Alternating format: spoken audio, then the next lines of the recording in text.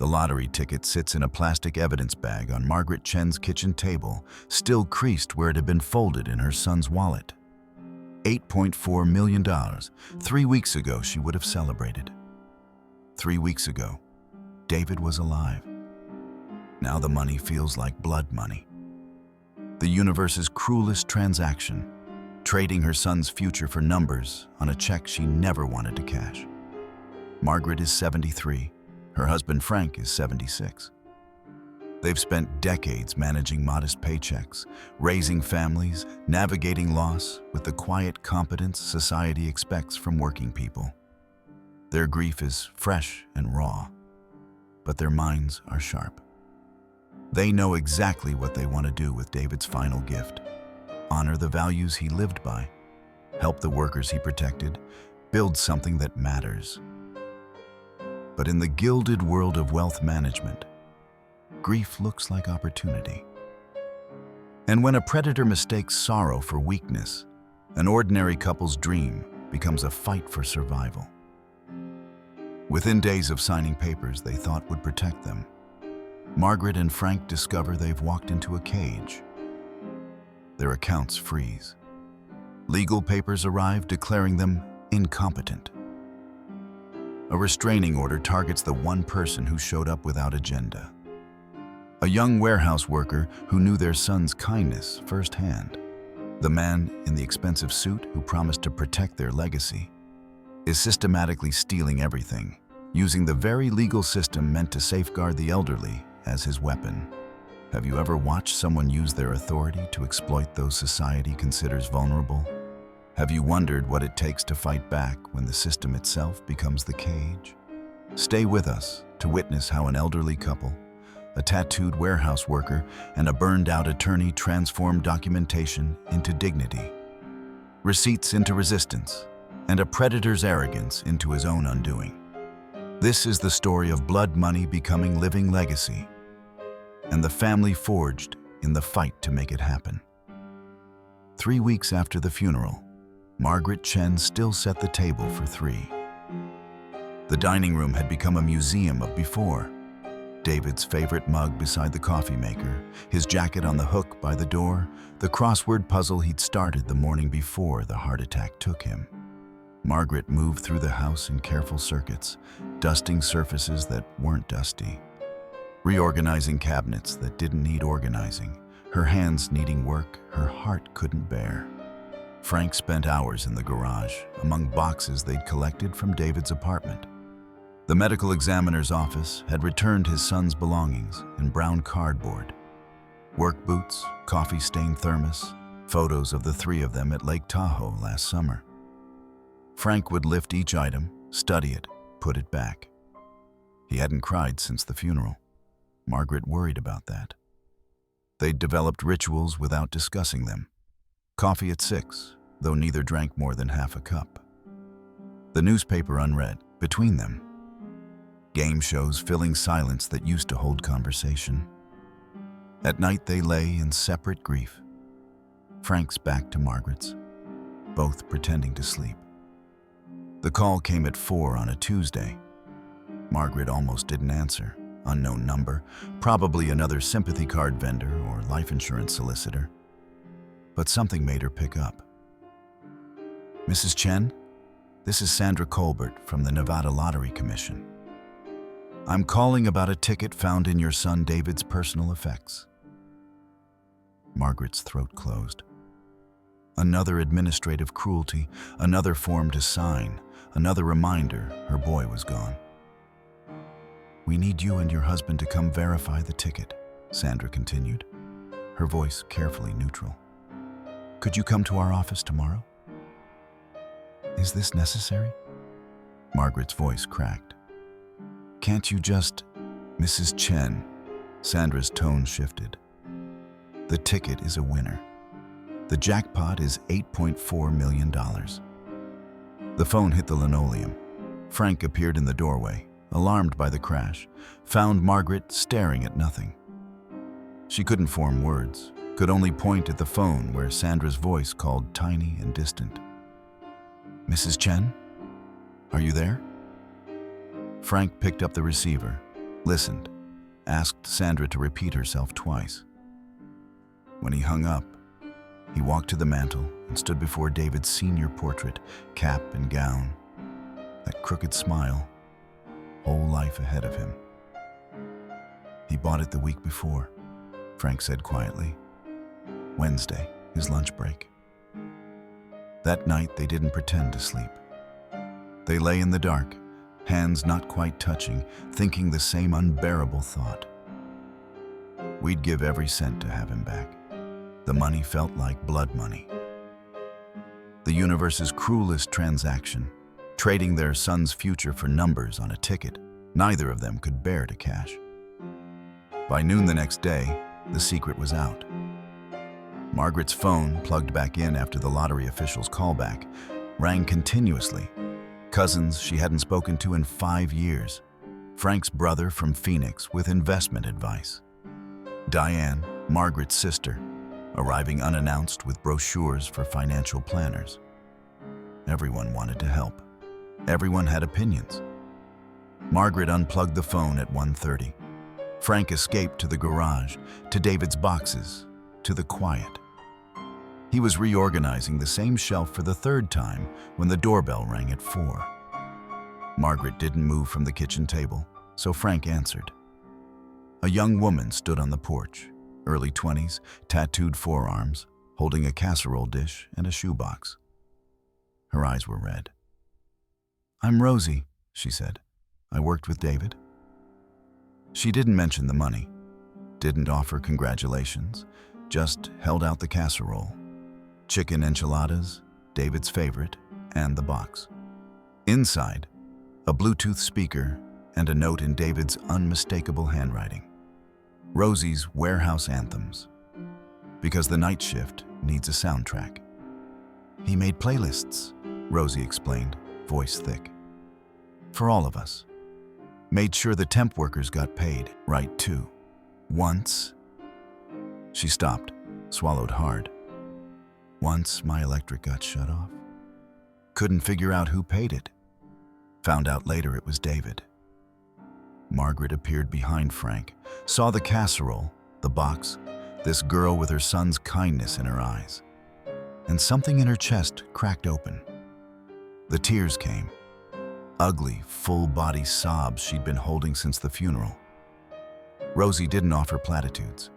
She simply stepped inside, set down the casserole, and sat beside Margaret at the kitchen table. That became the pattern.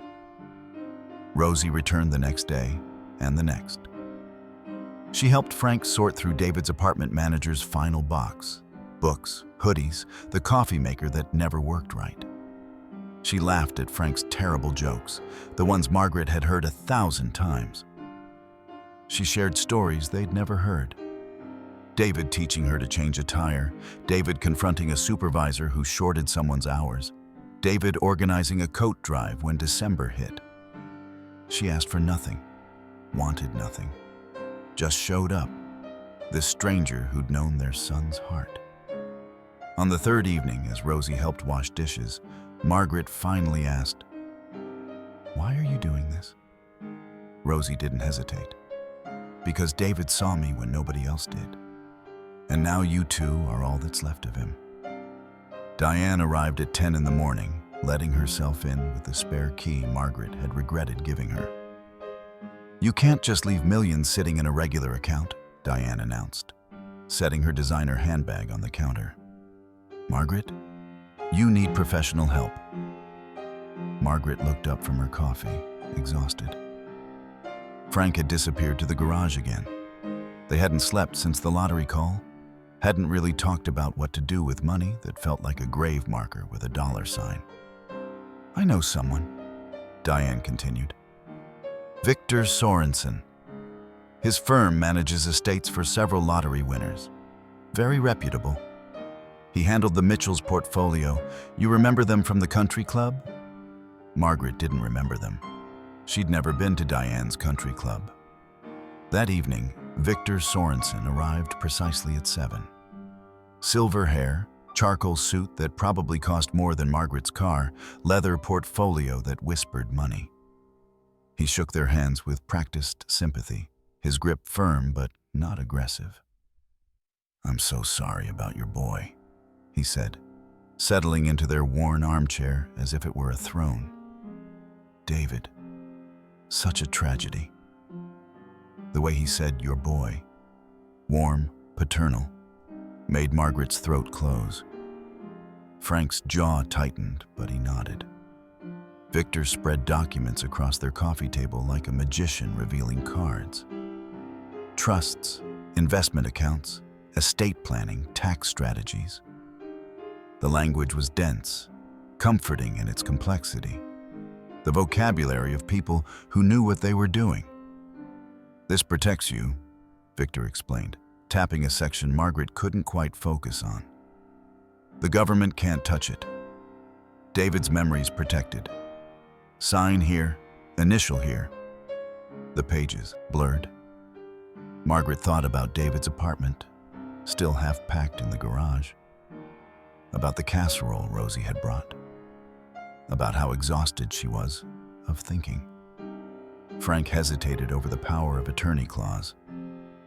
"This section, standard protection," Victor assured him. "If anything happened to you, your wishes would be honored.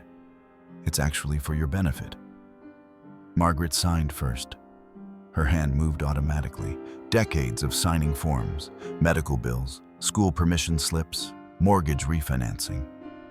Frank watched her, then followed. Victor collected the originals, promising monthly statements, regular check-ins. "You've made the right choice. David would be proud." After he left, the house felt colder. Margaret stared at the copies Victor had left, the legal language swimming. "Our grief counselor suggested something," she said quietly. "Using some of the money for good. Honoring David's values." Frank nodded slowly. David would have wanted to help people. People like Rosie. They sat in silence, not knowing they'd just signed away their freedom to do exactly that. Margaret proposed it over breakfast, the idea forming as she watched Frank push scrambled eggs around his plate. "A credit union," she said. "Small, community-based, for warehouse workers and service employees." Frank looked up. The first genuine interest she'd seen in his eyes since the funeral. They researched for 2 days. David had complained about the check-cashing place near his warehouse. 15% fees, predatory interest, workers trapped in cycles they couldn't escape. Frank found articles about community credit unions, modest operations and operations that treated people with dignity. When Rosie arrived for her daily visit, they shared the idea. She went very still. "David would love this," she whispered, tears streaming. "You have no idea how much." They worked through the afternoon at the kitchen table. 500,000 in seed capital, financial literacy classes, modest loans with reasonable terms. Rosie knew 12 people trapped by payday lenders, another 20 who cashed checks at exorbitant rates because banks wouldn't serve them. "The David Chen Community Credit Union," Margaret wrote at the top of their notes. For the first time since the funeral, purpose filled the house. They drafted mission statements, researched licensing requirements, calculated feasibility. Frank's engineering mind came alive with logistics. Margaret's organizational skills focused on something beyond grief. Excited, they called Victor to arrange the transfer. His voice changed immediately. "That's inadvisable. We should meet." The next evening, Victor arrived with a colleague. Patricia, stern-faced, expensive suit matching his. They sat across from the Chens like prosecutors. "We have concerns," Victor began, his earlier warmth gone. "This Rosie person's influence." "Rosie's a friend," Margaret interrupted. "And your emotional state," Patricia added. "The unorthodox nature of this plan." Victor leaned forward, his tone turning paternal in a way that felt threatening. We have a fiduciary duty to protect you from impulsive decisions made during grief. Frank's hands clenched. It's our money. Actually, Victor said softly, given the documents you signed, we have authority to prevent financially unsound choices for your protection. After they left, Margaret and Frank sat in stunned silence. Did he just tell us no? Margaret asked. Frank pulled out the documents they'd signed, studying the dense paragraphs with growing horror. I think, he said slowly, he just told us we don't have a choice. Margaret woke at 6, reached for her phone to check their account balance, a habit from 30 years of tight budgets, and found herself locked out. Password incorrect, the screen announced. She tried again, carefully typing each character. Same message. Frank was already in the kitchen, making coffee neither would drink. Margaret showed him the phone. Try yours. His face went pale as he scrolled. There's a hold. Pending administrative review. What does that mean? I don't know. He dialed Victor's office, got voicemail. His message was measured, careful. We need to discuss our account access. Please call back. Victor didn't call back. The FedEx envelope arrived at 2:30. Margaret signed for it with hands that had started shaking an hour earlier when she'd called the bank for the 3rd time and been transferred to legal. Inside, letterhead so formal it looked weaponized. Dense paragraphs citing concerns regarding cognitive capacity and potential undue influence by third parties. A second letter addressed to Rosie Delgado, threatening litigation if she continues to exert control over vulnerable seniors through emotional manipulation. Margaret read it twice, the words blurring. The language, cognitive capacity, undue influence, mirrored the power of attorney document. The one Victor had assured them was standard protection. Frank found the document in the file cabinet Margaret had organized with her usual precision. He spread it on the kitchen table, reading slowly, his quality control inspector's eye catching what grief had missed. Jesus, Margaret. His voice was hollow. Section 4, subsection C. We gave him authority to act if he determines we're incapacitated. Not a doctor, not a court, him. But we're not. Doesn't matter what we are. Matters what he claims we are. The court runner arrived at 4:15.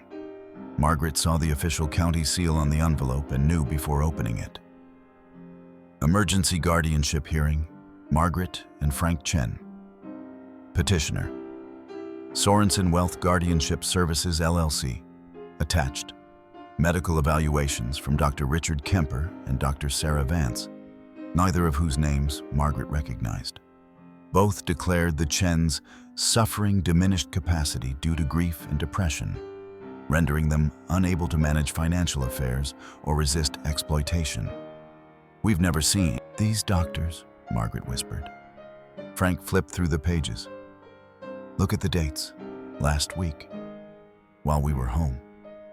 They evaluated us without ever meeting us. The doorbell rang at 6. Rosie carrying Thai takeout and David's smile. She took one look at their faces and set down the food. Frank handed her the documents without speaking. Rosie read standing up, her expression darkening with each page.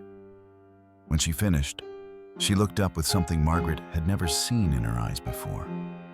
Fear. He threatened me. Rosie's voice shook. Says I'm exploiting you. She stopped, swallowed hard. He's going to make me the bad guy. The tattooed Latina manipulating grieving old people. Your family, Margaret said fiercely. I know that. You know that. Rosie gestured at the papers. But he's got lawyers and doctors and official letterhead. What do we have?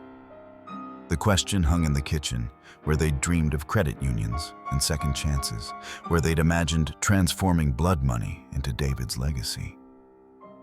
Frank spoke quietly. We're trapped. He's going to take everything, and we can't even access our own money to fight him. Margaret thought of David's empty chair, of the lottery ticket that had felt like a curse, of Victor's smooth voice promising to protect their legacy while engineering its theft.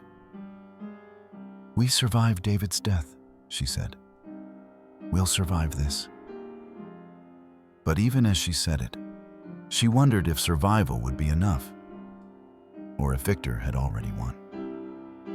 Rosie refused to accept defeat. She sat in her truck outside the Chen's house at 7 in the morning, engine running, hands gripping the steering wheel. David's voice in her head. When something's wrong, you fix it. She remembered him mentioning a lawyer once. Some guy who'd helped a co-worker recover 3 months of stolen wages. She scrolled through old texts until she found it. James Morrow, legal aid, strip mall on Charleston Boulevard. The office was wedged between a nail salon and a tax preparer. Rosie climbed stairs that smelled like Chinese takeout and carpet mold. James Morrow looked exactly like someone who'd given up on corporate law. Rumpled shirt, coffee-stained desk, exhaustion carved into his face. I don't do guardianship cases, he said before she finished explaining. They're rigged. Courts favor the attorneys. You need money I don't have, and time you don't have. Victor Sorensen, Rosie said. James stopped shuffling papers. Say that again. Victor Sorensen. Sorensen Wealth Guardianship Services. Something shifted in James's expression. A hunter recognizing familiar prey. I've seen his pattern. 3 cases in 2 years. Elderly lottery winners, inheritance recipients. Gets guardianship, drains the estate through management fees. Victims die in nursing homes. He leaned forward. Tell me everything. 2 hours later, James sat at the Chen's kitchen table, reading documents with a prosecutor's focus. Margaret made coffee nobody drank. Frank's jaw stayed clenched. This power of attorney is deliberately vague, James said, tapping a section. And these medical evaluations. He looked up. You never met these doctors? Never, Margaret said. Forged signatures. Almost certainly. James spread papers across the table. Here's the reality. Guardianship courts are overwhelmed. Judges trust credentialed professionals. Victor's firm has relationships with evaluators, attorneys, nursing homes. It's a pipeline. So we can't win, Frank said quietly. I didn't say that. James pulled out a yellow legal pad. I said it's rigged. But riggers get sloppy when they think they've already won. He looked at each of them. If you're willing to fight, and I mean documentation, witnesses, every receipt, I'll help. Pro bono. Margaret's hands shook. Why? Because I tried to nail Victor 3 years ago. Couldn't build a strong enough case. James's voice hardened. He's counting on you being too scared, too tired, too old to fight back. Prove him wrong. That afternoon, James taught them guerrilla documentation. Record every phone call, legal in Nevada, photograph every letter, timestamp everything. Victor's already made his first mistake, James said, pointing to the restraining order against Rosie. He's showing his hand. He's scared. Margaret looked at Rosie, then Frank. We survived David's death, she said. We'll survive this. You'll do more than survive, James promised. We're going to burn his operation to the ground. Margaret's dining table became war room headquarters. She created a binder, medical records proving competency, bank statements showing decades of careful management, character references from neighbors and their doctor. Each page got a labeled tab, chronological order, highlighter marking key passages. 30 years of medical billing had taught her. Documentation wins arguments. Frank disappeared into research. He found Better Business Bureau complaints against Victor's firm. 5 in 2 years, all withdrawn mysteriously. He discovered a pattern in public guardianship records. Victor targeted lottery winners and inheritance recipients exclusively, never other wealthy clients. His quality control inspector's eye caught what casual observers missed. Identical phrasing across multiple medical evaluations, same doctors appearing in every case. Rosie became their connection to the outside world. She tracked down Helen Portman, whose husband's life insurance had vanished into Victor's management after he died. Helen lived in a 1-bedroom apartment now, working part-time at 68 despite arthritis. "He said I was too grief-stricken to handle money," Helen whispered. "Took my house, everything." Carlos Medina's story was worse. His mother's inheritance, $150,000, disappeared while Victor had guardianship. She died in a nursing home Victor's firm controlled, alone, the estate drained. Carlos hadn't fought because he couldn't afford lawyers and didn't know where to start. Over 6 days, they met in the Chen's living room. Margaret documented similarities. Same doctors, same legal language, same progression from helpful advisor to complete control. Frank built timelines. James filed motions, buying time, forcing Victor onto defensive footing. Small victories emerged. James got the emergency hearing delayed 2 weeks. A different judge, Linda Reardon, got assigned to preliminary review. James knew her reputation. Skeptical of guardianship mills, aggressive with bad actors. Margaret slept better those nights. They weren't alone anymore. Then the process server arrived at 4:30 on a Tuesday. Restraining order: Rosie Delgado cannot come within 500 feet of Margaret and Frank Chen. The petition claimed financial exploitation through emotional manipulation of vulnerable seniors. Rosie stood on the porch, papers shaking in her hands. "I can't help you now. I can't even call." Margaret opened the door wider. "Come inside." "Margaret." The order: "Let him add it to his charges." Margaret's voice was steel. "I'm choosing my family." James warned this could hurt their case. Margaret didn't care.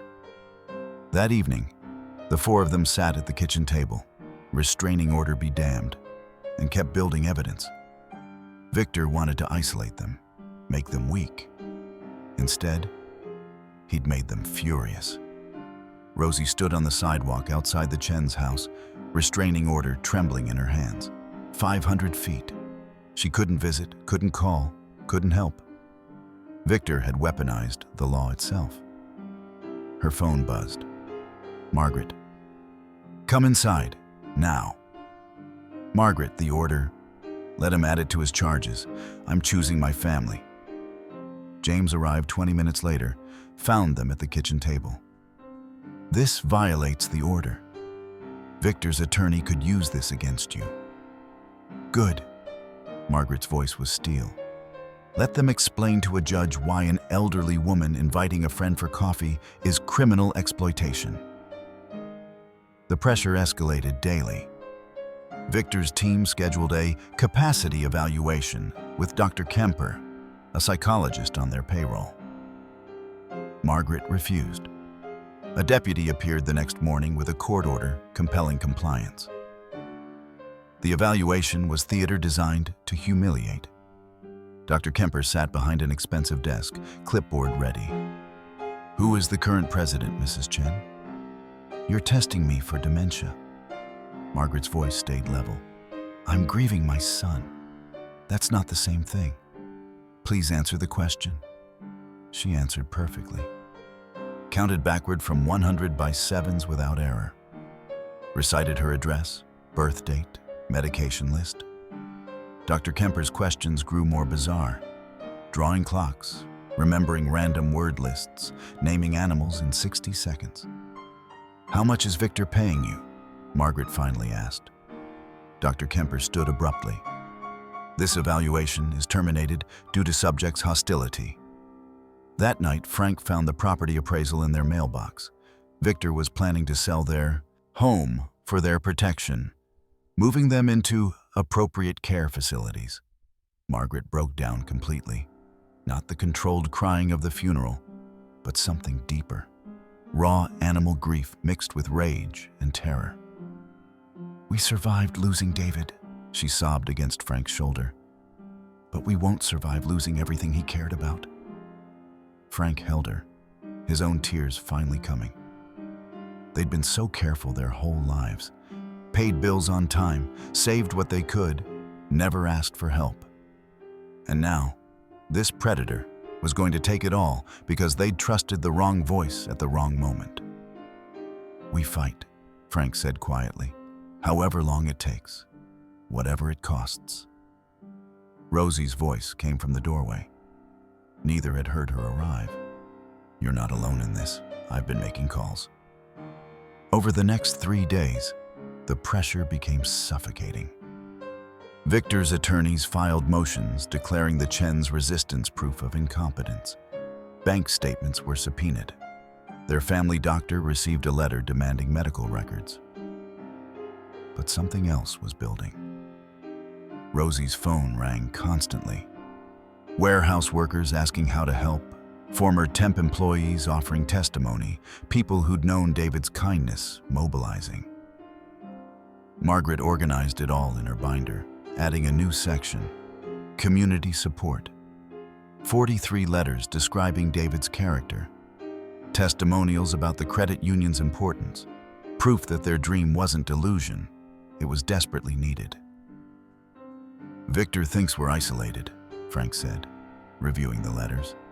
"He has no idea what's coming." James filed the emergency motion at 8 in the morning. Attaching testimonies from Helen and Carlos, documented patterns of Victor's exploitation, evidence of forged signatures. By noon, the case had been reassigned.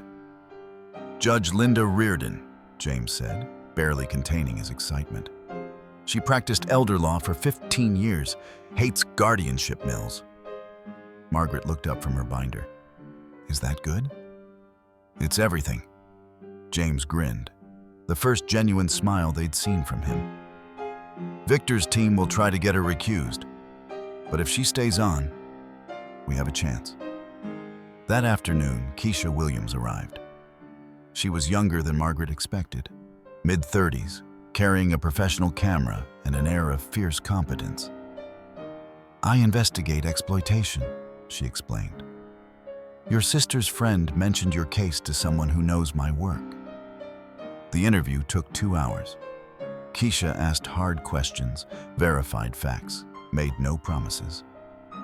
But her eyes hardened when Margaret showed Victor's letters, the forged power of attorney, the restraining order against Rosie. "This is a pattern," Keisha said. "I've covered 3 similar cases in 18 months. Different firms, same playbook." She looked at Margaret directly. "If I publish this, it might help. It will definitely make Victor angrier." "Publish it," Margaret said. The article went live at 6 p.m. Lottery winners trapped in guardianship. Nightmare. Is this elder abuse? Keisha had woven the Chen's story with statistics about predatory guardianship, quotes from elder law experts, documentation of Victor's other victims. By midnight, it had been shared 3,000 times. The next morning brought their first victory. Judge Reardon issued a temporary order freezing any property sales and questioning the power of attorney signatures. Forensic analysis required before proceeding with guardianship petition. Victor's attorney filed an angry objection within hours. The emergency hearing was rescheduled, 2 weeks out. Margaret read the order 3 times, hardly believing it. "She's questioning the signatures." "She knows," James said. "She's seen this before." 3 more victims contacted James that week. People who'd lost homes, inheritances, life insurance to guardianship schemes. The pattern was undeniable now, documented, building into something Victor couldn't dismiss. That afternoon, Rosie appeared at the coffee shop where they'd been secretly meeting. The warehouse workers want to help. They're organizing. How many? Frank asked. 47 so far. They want to be at the hearing. Pack the courtroom, show the judge who you really are. Margaret felt something shift in her chest. Not hope exactly, but something harder. Purpose. They weren't just defending themselves anymore. They were exposing something that had hurt too many people for too long. Tell them yes, Margaret said. Tell them we're grateful. And tell them David would be proud. Over 13 days, Rosie became a force of nature. She collected testimonials during lunch breaks, made calls from her truck, organized carpool schedules for the hearing. The warehouse workers responded, people who'd known David's kindness, who understood what the credit union could mean. Margaret's binder grew to 3 inches thick. Index tabs marked sections: financial history, medical records, character references, Victor's pattern, community support. She color-coded highlights, cross-referenced dates, built a documentary fortress. Frank practiced testimony with James for hours. Stay calm, James coached. Let the evidence speak. Victor's attorney will try to rattle you. Ignore the bait. Answer the question asked. They visited Helen and Carlos daily. Helen shared Victor's tactics. How he'd isolated her from friends, questioned every decision, made her doubt her own mind.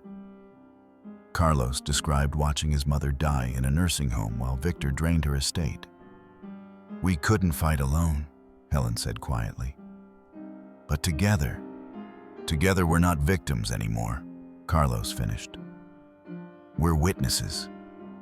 A local business owner who'd known David offered to testify about the Chen's competency. Margaret's doctor wrote a detailed letter affirming their mental clarity. The evidence mounted. The night before the hearing, sleep was impossible. Margaret, Frank, and Rosie sat at the kitchen table at midnight, reviewing everything one final time. The restraining order sat between them, ignored. Whatever happens tomorrow, Frank said, holding Margaret's hand. We fought back. David would be proud. Rosie's phone buzzed. She showed them the text. A photo of warehouse workers in uniform, holding a banner. The David Chen Community Credit Union. Everyone deserves dignity. 47 people are taking the day off, Rosie said. They'll be there when the courthouse opens. Victor's going to walk in and see who you really are. Margaret touched David's photo on the wall. Her son's crooked smile, the same one that had trusted people, helped them, believed in fairness.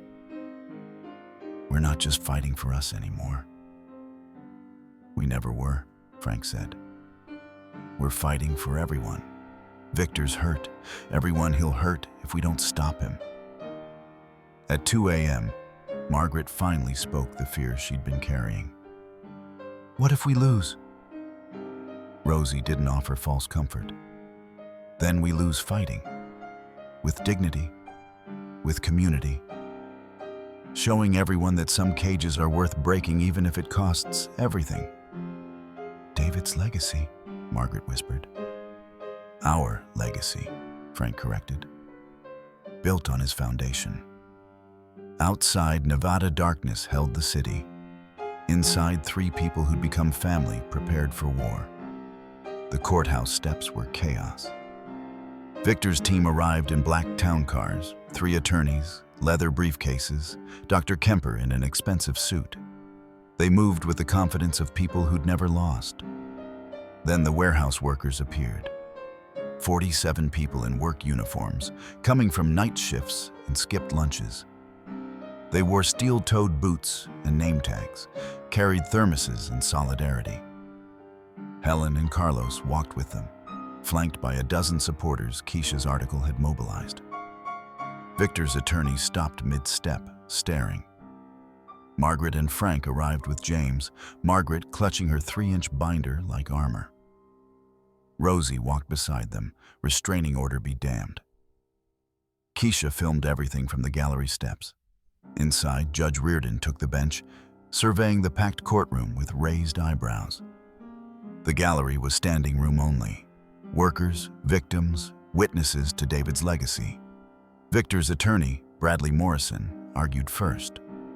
Smooth, practiced, dripping with concern. The Chens were grief-stricken, vulnerable, incapable of managing millions. Rosie Delgado was manipulating them through emotional exploitation.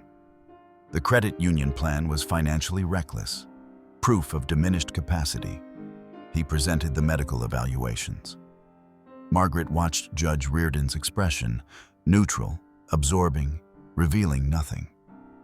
Dr. Kemper took the stand, testifying to Margaret's evasiveness and hostility during evaluation. His voice carried professional authority, the weight of credentials. James stood for cross-examination. Dr. Kemper, how many questions did you ask Mrs. Chen about her son's recent death? That wasn't the focus of the evaluation. How many questions about grief, about her emotional state following the loss of her only child? The evaluation assessed cognitive function, not grief. James produced documents. You've testified in 3 other guardianship cases for Victor Sorensen's firm in the past 18 months. How much does his firm pay you per evaluation? Dr. Kemper's face flushed. I receive standard consulting fees. Judge Reardon leaned forward, her expression hardening. Then Victor himself took the stand. Silver hair perfect, suit immaculate, voice dripping sympathy. He'd only wanted to protect the Chens, to honor David's memory, to prevent exploitation. James asked one question. Mr. Sorensen, how much in management fees has your firm collected from the Chen's accounts in the past 3 weeks? Victor hesitated. The courtroom went silent. Approximately $47,000. Gasps erupted. Margaret saw workers' faces twist with recognition. That was their yearly salary, extracted in weeks. For what services? James pressed. Consultations, financial planning, estate management. Mrs. Chen's accounts were frozen. Mr. Chen couldn't access his own money. What exactly were you managing? Victor's mask slipped. Just for a moment, Margaret saw contempt flash across his face, rage at being questioned by people he'd already dismissed as victims. Judge Reardon saw it too. James called Margaret to the stand. She carried her binder like a shield, feeling 47 pairs of eyes supporting her, feeling David's memory in the room. Victor's attorney attacked immediately.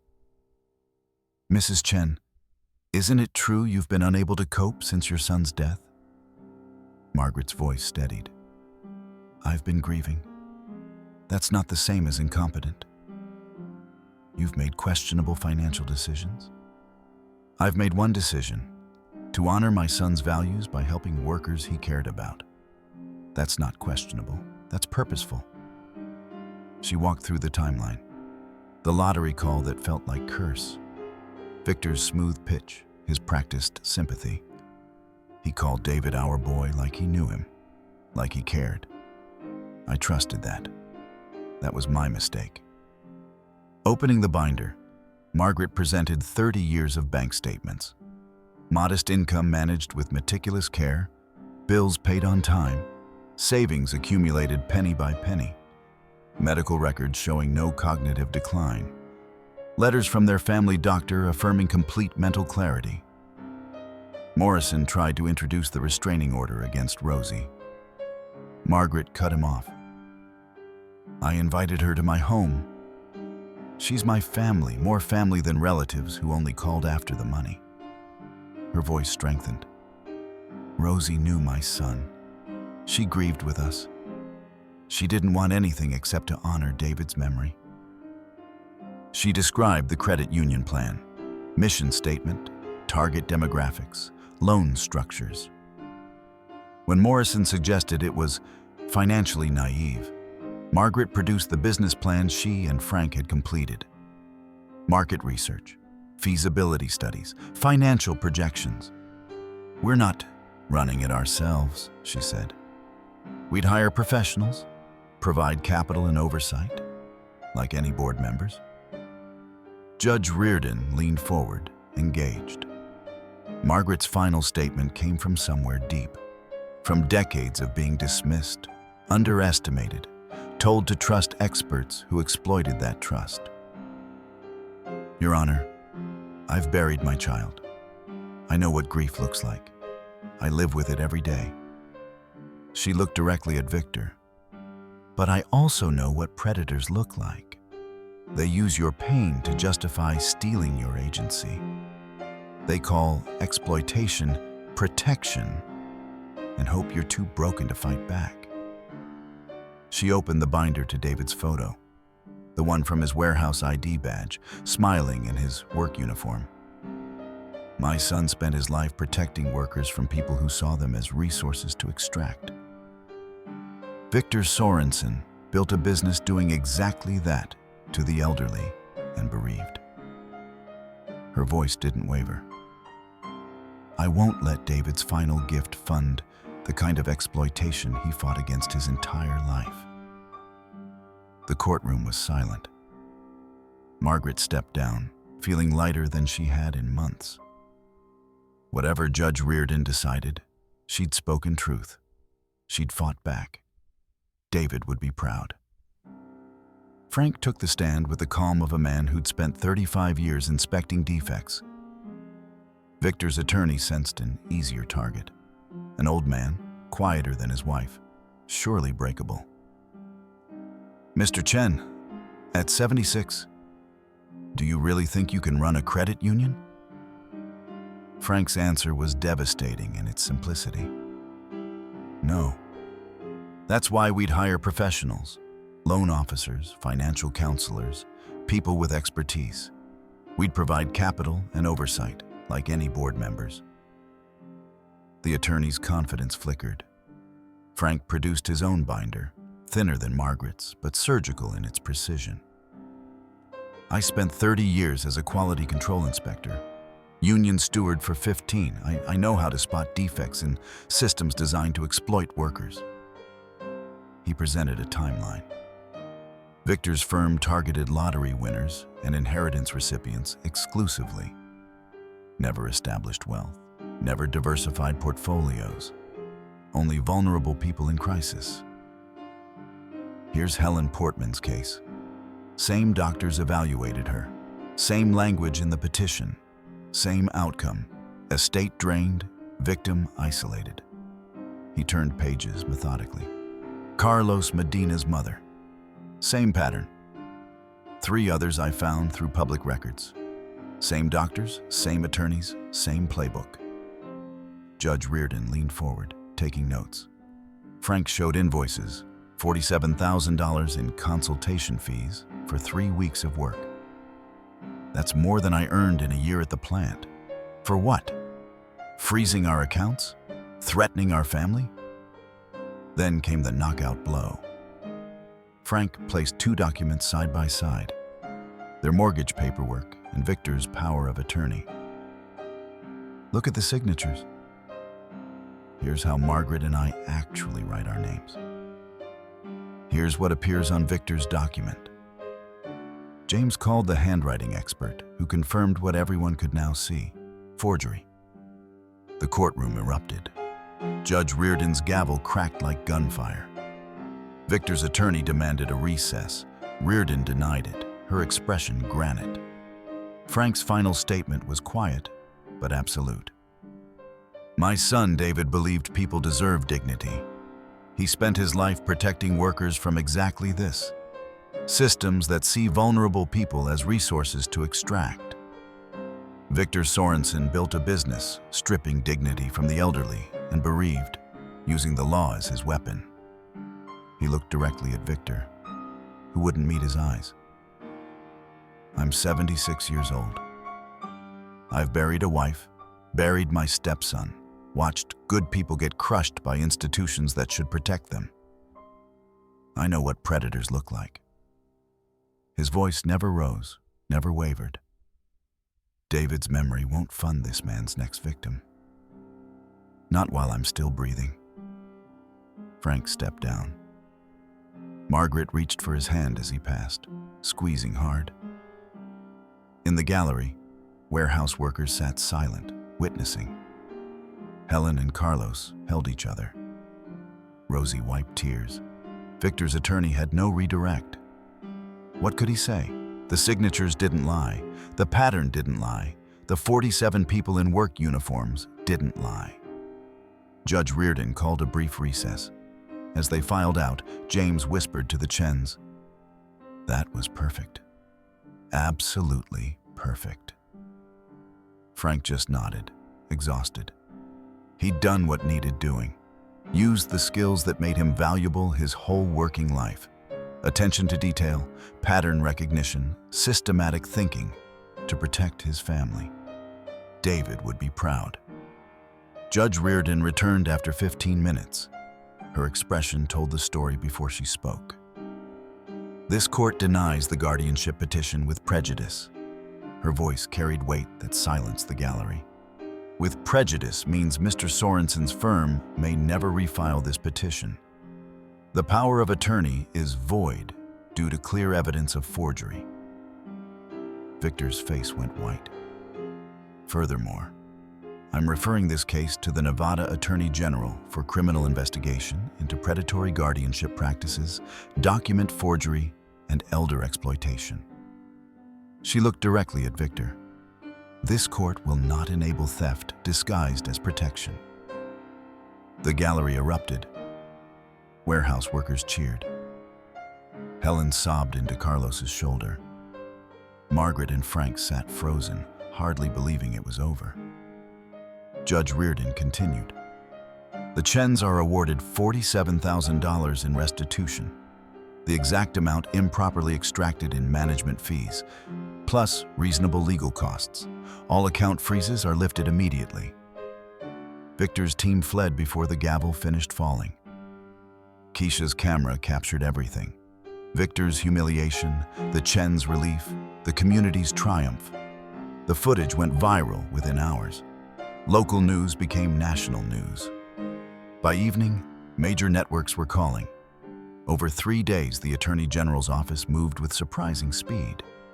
They contacted the Chens, Helen, Carlos, and 3 other victims Keisha's reporting had surfaced.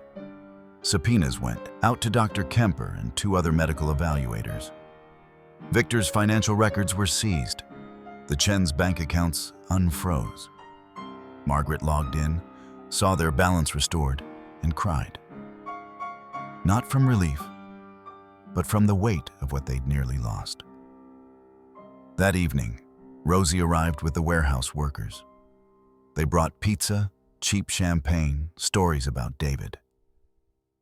The house that had been tomb-like for months, filled with laughter, music, life. Someone queued up David's warehouse playlist. His voice seemed to fill the rooms, not literally, but in the way people spoke about him, remembered him, honored him. Frank raised a plastic cup. To David, who taught us dignity isn't negotiable. Margaret added, tears streaming, and to fighting back, to refusing to be victims. Rosie held up her cup. To family, the kind you choose and the kind that chooses you. They drank cheap champagne and ate pizza on paper plates. Margaret looked around at faces she hadn't known 2 months ago. James, exhausted but satisfied. Helen and Carlos, reclaiming dignity through witnessing. Keisha, already writing the follow-up story. Warehouse workers whose lives David had touched. This was David's legacy. Not money, not even the credit union yet. But this, Community forged through crisis. Solidarity trumping exploitation. Ordinary people refusing to let predators win. He'd love this, Margaret whispered to Frank. He'd be insufferably proud, Frank agreed, smiling through tears. Outside, Nevada darkness held the city. Inside, a family that grief had broken and justice had reforged celebrated survival. The cage was broken. The work was just beginning. 6 weeks of bureaucracy, licensing, and logistics followed. Margaret attacked it with the same methodical precision that had built the evidence binder. Frank handled financial projections and compliance requirements. Rosie coordinated with warehouse workers, building the client base before opening day. They found a storefront 2 blocks from David's old warehouse. Small, affordable, perfect. The walls got painted warm colors. David's photo went up with his mission statement below. Everyone deserves a fair shot. Opening day arrived exactly 3 months after David's death. Margaret woke at 5, unable to sleep, heart pounding with purpose instead of grief. By 9 a.m., a line stretched down the block. Warehouse workers in uniform, service employees on breaks, families who'd been bleeding money to payday lenders. 47 people waiting when the doors opened. The first applicant was a single mother named Anna. She needed $800 to fix her car. Without it, she'd lose her job. The payday lender wanted 18% interest. Traditional banks had rejected her. 6%, Margaret said, reviewing the application. 20 minutes for approval. Anna cried, "I can actually pay this back." By closing, they'd processed 47 applications. Approved 38. Connected 9 others with financial counseling to repair credit first. Margaret worked the welcome desk, greeting everyone by name, her medical billing skills translating perfectly to intake forms. Frank reviewed loan applications with quality inspector's precision, not looking for reasons to deny, but ensuring terms were sustainable. Rosie managed operations, David's playlist humming softly in the background. She knew these people, had worked beside them, struggled with them, understood their needs intimately. That evening, after everyone left, the 3 of them sat in the quiet office. Margaret touched David's photo. "We did it, baby," Frank added quietly. "Victor tried to cage us. Instead, we built something that sets people free." Rosie's phone buzzed. She showed them the text from Helen. "Carlos and I want to volunteer. What's our first shift?" Margaret smiled. Not the desperate grief smile of early months, but something real, earned, rooted in purpose. Their family wasn't what they'd planned. Margaret had imagined grandchildren, holidays with David, growing old watching him thrive. Instead, they had Rosie, Helen, Carlos, James, Keisha, 47 warehouse workers and counting, built through crisis, forged in resistance, expanding with every person they helped. The cage was broken, the work continued. And somewhere, Margaret believed, David was impossibly proud.